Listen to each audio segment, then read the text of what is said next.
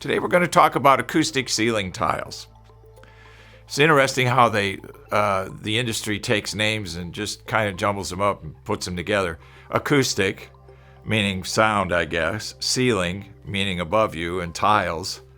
It's a little bit crazy when they work all the words together and get them to come up with a term sometimes that really is more marketing, has a more marketing emphasis than an actual value in working, in absorption. So acoustic ceiling tiles, what are they designed for?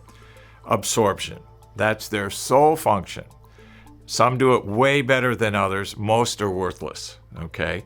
Most don't get the frequencies that you need in a room. That's why I'm in a room right now with acoustic ceiling tiles and we still have a high reverberation time.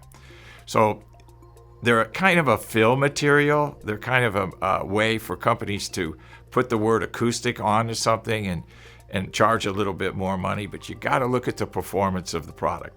How do they perform? Most of them work above 125 cycles.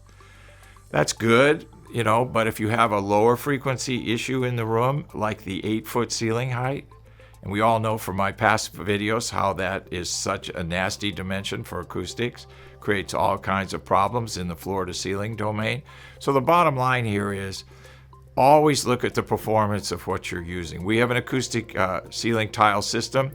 It's not fancy. It's the standard drop ceiling tile that many companies make, the 1/2-inch thick material. We just put our foam technology on the surface of it.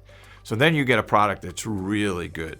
You get a product that absorbs, from 100 cycles all the way to 6,500 cycles, designed for music and voice, really has a big impact. So acoustic ceiling tiles work above 125. Keep that in mind. They're lightweight. They have to be because most of them go into drop ceilings, okay? Most of them are 2 foot by 2 foot, 2 foot by 4 foot. Those are the two popular sizes. They're always on the ceiling. Here's the problem with the ceiling. The ceiling is not the most critical domain for human hearing. Our ears are vertical on the sides of our head for a reason. We hear in the horizontal domain. We don't really hear in this domain very well. We hear this way, okay? Just like we see peripheral vision this way.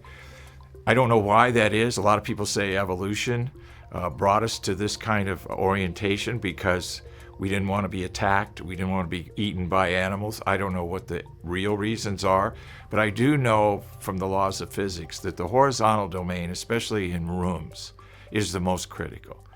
So people go to the ceiling because that's the available space. They don't want to put things on their walls. They have paintings, they have windows, they have all these other things, doors.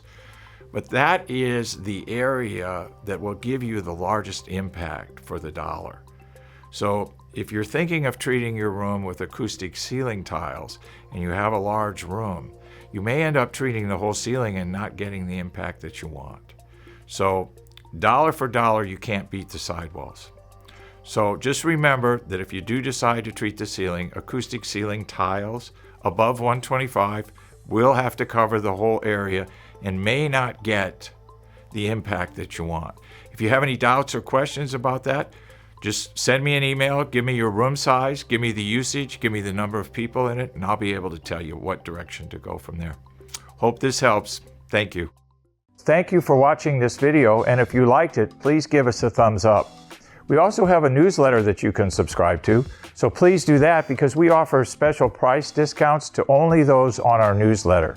And then don't forget about our forum. We have started a forum on our own website where people ask questions, and I usually get a chance every couple of days to look at it. There's an interchange between people on the forum, and we'll give you real answers on a regular basis, so that'll help you. Thank you.